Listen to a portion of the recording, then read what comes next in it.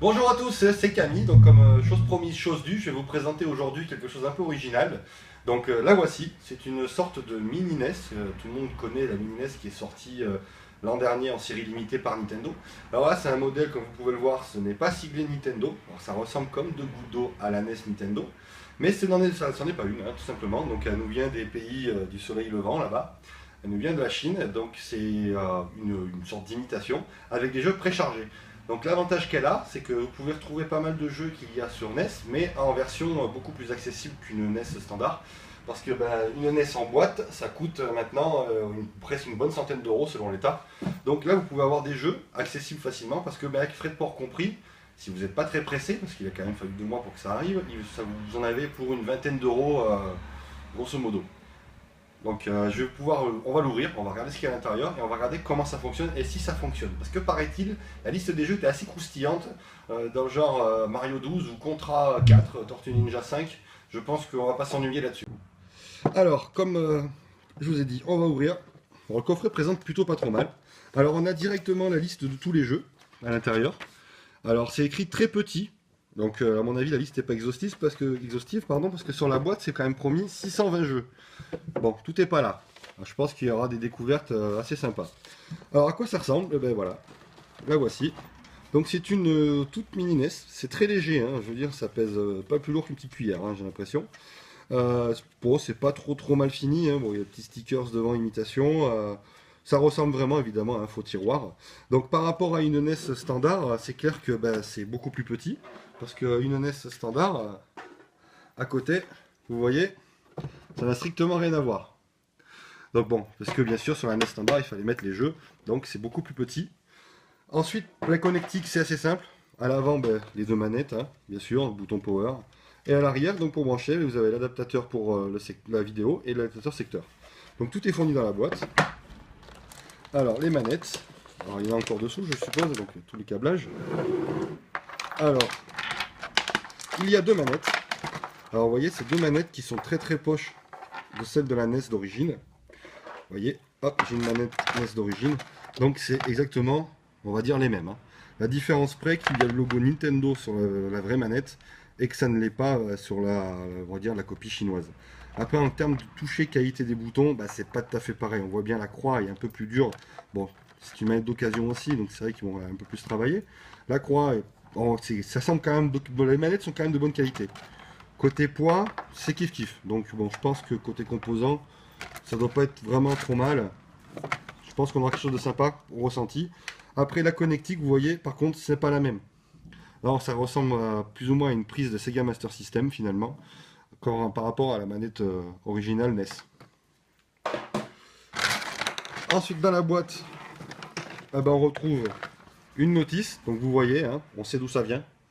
Ouais, bon, c'est pas plus difficile. Bon, il y a quand même l'explication pour savoir comment la brancher. Bon, autant vous dire que ça doit vraiment pas être sorcier. Et puis à l'intérieur, n'essayez pas de chercher des informations, parce que vous aurez beaucoup de mal, à part si vous faites le mandarin en LV1 à l'école, ce qui m'étonnerait parce que c'est pas encore vraiment pratiqué partout. On a le petit câble, comme je vous disais, donc ça c'est vraiment léger par contre, hein. Donc vous voyez, c'est du son en mono de toute façon, donc on n'a que la prise rouge du RCA, il n'y a pas de stéréo. Et c'est un jack, hein, qui va à l'arrière de la console, et vous voyez, le fil est quand même très fin, il ne va pas falloir vraiment tirer dessus. Et là, vous avez le petit transformateur. Voilà, hop, on déballe tout ça. Le petit transfo. Donc pareil, hein, c'est pas du gros fil. C'est pas de la grande qualité. Je pense qu'il va vraiment pas falloir forcément mettre dans une prise. Bon, il y en a pour son argent, hein. Je vous dis, c'est une vingtaine d'euros frais de port compris. Donc on va de suite voir ce que ça vaut à la télévision. Alors nous revoilà, ce coup-ci elle est branchée, donc chose est faite, voilà, je l'ai même posée sur l'autre pour bien voir la taille. Donc j'ai pas eu de soucis particuliers, ça a marché du premier coup. Directement, voilà, comme je disais, on voit d'où ça vient, on choisit la langue.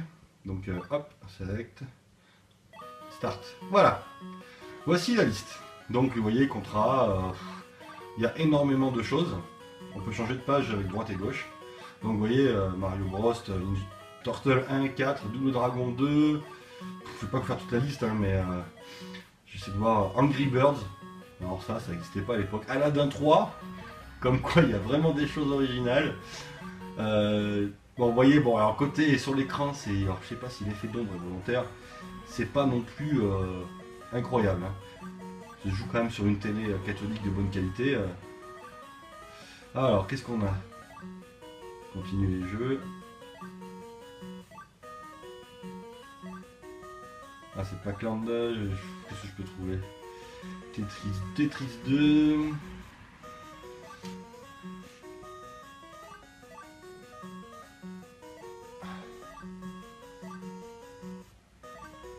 Ah, il y a quand même pas mal de jeux, vous voyez. Alors. Donkey Kong JP. Ouais, Donkey Kong Jean-Pierre. Allez.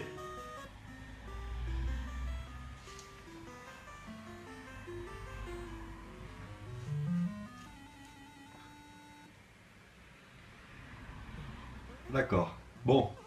On saute avec ça. Ah, il y a des places de liane en liane. Alors là, c'est l'inverse. C'est marrant, tiens. Qu'on connaissiez le jeu original où c'était Mario qui devait monter, et Donkey Kong en haut, là, c'est l'inverse. Est-ce que je vais pouvoir... Oh oui, c'est... Ah, visiblement, bon, ça fait mal. Bon, voilà, donc, bon, c'est des jeux assez simples et basiques. Voilà, on est sur du 8 bits, hein, clairement, hein, il n'y a pas vol. Hein. Donc, je vais changer de jeu. Pour changer de jeu, c'est très simple. Hop, on appuie sur Reset, on retourne au menu principal.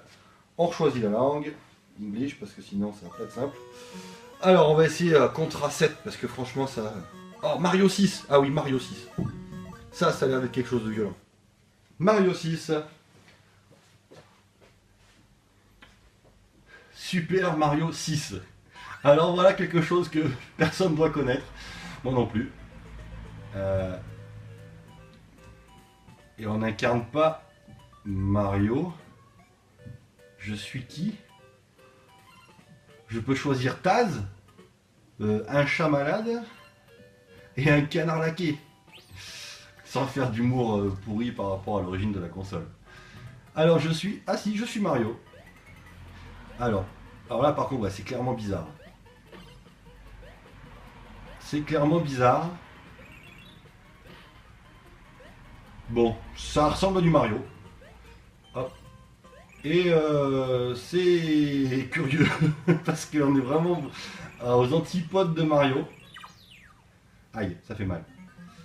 Donc j'ai un partenaire, le canard. Alors est-ce que c'est lui que je vais... Ah non, ben je sais pas quoi il me sert ce canard laqué là. Alors, c'est le même... Alors voilà, le gameplay est très proche d'un Mario qu'on connaît sur les NES standards. Hein. Vous appuyez longtemps pour sauter haut, vous appuyez brièvement pour sauter vite. Bon. Concrètement, pour 20 €, c'est assez sympa. Bon, je vais pas vous tester tous les jeux parce que sinon il m'aurait pour un sacré moment. Mais c'est agréable au toucher, la manette répond bien. Un peu dur, mais bon, appuyant bien fort. Voilà, ça se fait, je dirais tranquillement. Il n'y a pas vraiment de bug pour le moment. Voilà. Donc plutôt sympa. Donc au final, je dirais, ouais, vraiment un produit sympa pour 20 €, franchement. Ouais, juste pour un dernier test, Contra 7, parce que tout le monde sait que Contra 7 n'existe pas, comme Mario 6.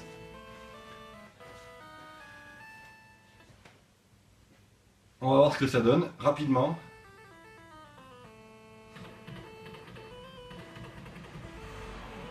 D'accord, bon, je sais, c'était rapidement. Alors, au final, comme vous avez pu voir, donc, bon, je vous ai vraiment fait voir un tout petit échantillon des 620 jeux qui sont à l'intérieur. Néanmoins, c'est vraiment sympa, vous avez vu, on peut vraiment s'amuser, on peut jouer à 2 joueurs, ça aussi c'est important. Et puis, bon, pour 20 balles, franchement, je vous dirais, n'hésitez pas. Donc ce site où je l'ai commandé, c'est simple, hein, c'est un site qui commence par W, tout le monde le connaît. C'est un site de produits chinois, donc souvent voilà, un peu d'imitation, autre chose. Mais pour 20 €, vous avez une console rétro avec des jeux rétro authentiques, parce que là je vous ai fait voir des jeux décalés, mais il y a des jeux aussi authentiques à l'intérieur. Et puis voilà, si vous voulez vraiment, même pour vos enfants ou autres, une petite console pas chère avec des jeux sympathiques, facile à prendre en main, c'est la mettre, il n'y a que 2 boutons. Moi je dirais foncez. Vous allez la trouver concrètement entre 12 et 17 €, et le reste sera des frais de port. Après, sachez une chose, il ne faut pas être pressé non plus, hein, parce que moi, elle a mis presque 2 mois à arriver. Néanmoins, sur le site, vous avez un suivi complet de l'expédition, que ça parte de Shanghai jusqu'à l'arrivée au Luxembourg, le transit par Londres pour arriver chez moi. Ça a été, voilà, c'est quand même, vous avez un suivi au quotidien, vous pouvez vraiment savoir où ça en est à chaque fois. Mais voilà, je ne suis pas déçu. Donc, je ne sais pas si ça viendra un futur collector, peut-être pas, parce que c'est quand même produit dans très très grande série. Néanmoins, c'est pas trop mal fini, je vous le dis, la manette a un bon feeling. C'est bon, il y a un petit bruit des touches qui bougent un peu, mais à la tournée, elle ne sent pas le brûler. Donc voilà, je dis pour 20 euros, vous pouvez vous faire plaisir avec une petite console au look rétro pour vous amuser en soirée entre potes ou même pour les enfants. Je vous dis à très bientôt. Donc le prochain coup, on va tester une autre console qui vient du même fabricant. Et on va pouvoir la comparer aussi avec le modèle réel. Et puis on va aussi voir si elle peut lire des cartouches, c'est la grande surprise. Donc ce sera la toute prochaine vidéo. Donc moi je vous dis ciao et puis surtout n'hésitez pas, jouez chez vous, ça défoule.